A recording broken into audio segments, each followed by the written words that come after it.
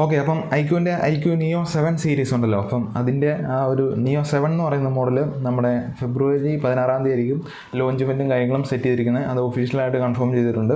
അല്ലെങ്കിൽ ഒഫീഷ്യലായിട്ടുള്ള ഒരു ഡേറ്റും കാര്യങ്ങളാണ് നമ്മുടെ ഫെബ്രുവരി 16 ആയിരിക്കും ഈ ഒരു ലോഞ്ച് ഇവൻറ്റും കാര്യങ്ങളും നടക്കുന്നത്. അപ്പം ഇന്നത്തെ വീഡിയോയിൽ നമ്മൾ ഈ ഒരു iQOO Neo7ൻ്റെ ഫുൾ ഡീറ്റെയിൽസ് നോക്കുന്നുണ്ട്. അതുപോലെ ഞാൻ ഇതിനു മുമ്പ് ഒരു വീഡിയോ ചെയ്തിട്ടുണ്ടായിരുന്നു. അതായത് iQOOൻ്റെ വേറൊരു എഡിഷനാണ്. ഇത് ചൈനയിൽ മാത്രമാണ് ലോഞ്ച് ചെയ്തിരിക്കുന്നത്.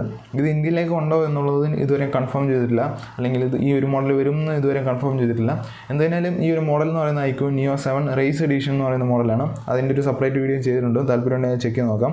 അപ്പോൾ അതിൻ്റെയും കൺഫേം ആയിട്ടുള്ള അല്ലെങ്കിൽ ആ ഒരു ചൈനയിൽ ലോഞ്ച് ചെയ്തിട്ടുണ്ട്. അപ്പോൾ അതിനെ ബേസ് ചെയ്തിട്ടുള്ള ഡീറ്റെയിൽസ് ലീക്ക് ആയിട്ടുണ്ട്. അല്ലെങ്കിൽ ആ ഒരു മോഡലിനെ ബേസ് ചെയ്തിട്ടുള്ള സ്പെസിഫിക്കേഷനും കാര്യങ്ങളും നമുക്കറിയാൻ കഴിഞ്ഞിട്ടുണ്ട്.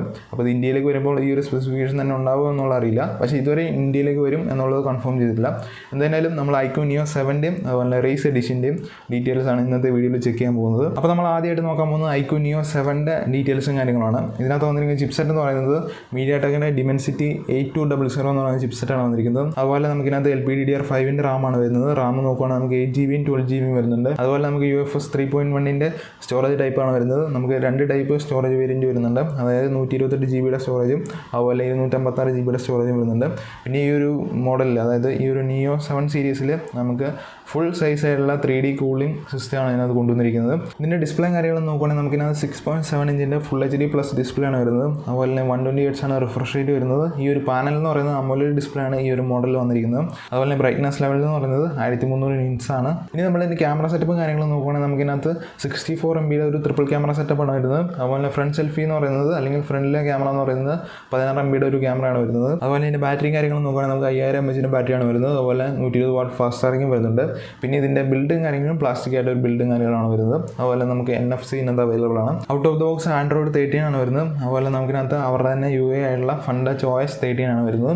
അപ്പം ഈ ഒരു രീതിയിലാണ് ഈ ഒരു iQOO Neo7ൻ്റെ സ്പെസിഫിക്കേഷനും കാര്യങ്ങളും പോകുന്നത്. അപ്പോൾ ഇത്തരം കാര്യങ്ങളാണ് ഈ ഒരു iQOO Neo7ൻ്റെ ഫുൾ ഡീറ്റെയിൽസ് അല്ലെങ്കിൽ സ്പെസിഫിക്കേഷൻ വൈസ് പറയാനുള്ളത്.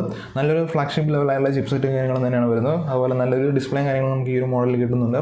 പിന്നെ നോക്കുകയാണെങ്കിൽ നമുക്ക് ഇതിൻ്റെ ക്യാമറ സെറ്റപ്പ് നോക്കുകയാണെങ്കിൽ ഇതിൽ ചിലപ്പം എന്തെങ്കിലും ഡിഫറൻസ് വരാൻ ചാൻസ് ഉണ്ട്. അതുപോലെ ചിപ്സെറ്റിലും ചിലപ്പം എന്തെങ്കിലും മാറ്റം വരാൻ ചാൻസ് ഉണ്ടെന്നാണ് പറഞ്ഞിരിക്കുന്നത്. ചിലപ്പം സ്നാപ്ഡ്രാഗണിൻ്റെ 8 Gen 1 ആവാൻ ചാൻസ് ഉണ്ട്.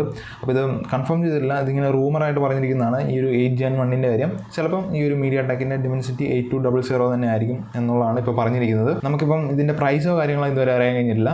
അപ്പം ഈ ഒരു ഡീറ്റെയിൽസ് ആണ് iQOO Neo7നെ കുറിച്ച് പറയാനുള്ളത്. ഇനി നമ്മൾ iQOO Neo7 റേസ് എഡിഷൻ്റെ ഡീറ്റെയിൽസും കാര്യങ്ങളും നോക്കുകയാണെങ്കിൽ നമുക്കിനകത്ത് വന്നിരിക്കുന്ന ഡിസ്പ്ലേ എന്ന് പറയുന്നത് 6.78 ഇഞ്ചിൻ്റെ ഫുൾ HD പ്ലസ് ഡിസ്പ്ലേ ആണ് വന്നിരിക്കുന്നത്. E5ൻ്റെ AMOLED ഡിസ്പ്ലേ ആണ് ഇതിനകത്ത് വന്നിരിക്കുന്ന സ്ക്രീൻ എന്ന് പറയുന്നത്. അതുപോലെ നമുക്ക് അപ് ടു 120 Hz റിഫ്രഷ് റേറ്റും വരുന്നുണ്ട്. പിന്നെ ഇതിൻ്റെ പീക്ക് ബ്രൈറ്റ്നസ് എന്ന് പറയുന്നത് 1500 nits ആണ് വരുന്നത്. പിന്നെ നമുക്ക് ഇതിനകത്ത് വരുന്ന ചിപ്സെറ്റ് എന്ന് പറയുന്നത് Qualcomm Snapdragon 8+ Gen 1 ആണ് ഇതിനകത്ത് വന്നിരിക്കുന്ന ചിപ്സെറ്റ് എന്ന് പറയുന്നത്. LPDDR5ൻ്റെ റാമാണ് വരുന്നത്. 8GB റാമും 12GB റാമും ഈ രണ്ട് വേരിയൻറ്റ് നമുക്ക് അവൈലബിൾ ആണ്. അതുപോലെ സ്റ്റോറേജ് വേരിയൻറ്റിൽ നമുക്ക് രണ്ട് വേരിയൻറ്റ് വരുന്നുണ്ട്. UFS 3.1ൻ്റെ 128GB സ്റ്റോറേജും അതുപോലെ 256GB സ്റ്റോറേജും വരുന്നുണ്ട്. Out of the box Android 13 ആണ് വരുന്നത്. അതുപോലെ നമുക്ക് FunTouch OSൻ്റെ 13 ആണ് വരുന്നത്. അപ്പോൾ ഇനി നമ്മൾ ഇതിൻ്റെ ക്യാമറ സെറ്റപ്പ് നോക്കുകയാണെങ്കിൽ OSൻ്റെ 50 MB ട്രിപ്പിൾ ക്യാമറ സെറ്റപ്പാണ് വരുന്നത്. 8 MB അൾട്രാ വൈഡും അതുപോലെ 2 MB മാക്രോ ഷോട്ടും വരുന്ന ലെൻസ് ഇതിനകത്ത് വരുന്നുണ്ട്. അതുപോലെ ഇതിനകത്ത് വന്നിരിക്കുന്ന സെൻസർ എന്ന് പറയുന്നത് GN5 ആണ് വന്നിരിക്കുന്നത്. അതുപോലെ ഫ്രണ്ട് ക്യാമറ നോക്കുകയാണെങ്കിൽ നമുക്ക് 16 MB ക്യാമറയാണ് വന്നിരിക്കുന്നത്. 1500 mAh ബാറ്ററിയാണ് വരുന്നത്. അതുപോലെ നമുക്ക് 120 വാട്ടിൻ്റെ ഫാസ്റ്റ് ചാർജിങ് വരുന്നുണ്ട്. പിന്നെ ബ്ലൂടൂത്ത് 5.3 ആണ് വന്നിരിക്കുന്നത്. Wi-Fi 6 ആണ് വന്നിരിക്കുന്നത്.